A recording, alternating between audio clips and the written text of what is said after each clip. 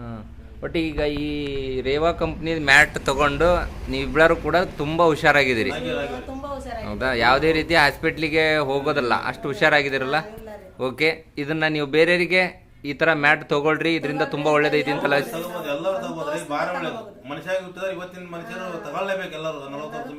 ಹಾ, ಓಕೆ.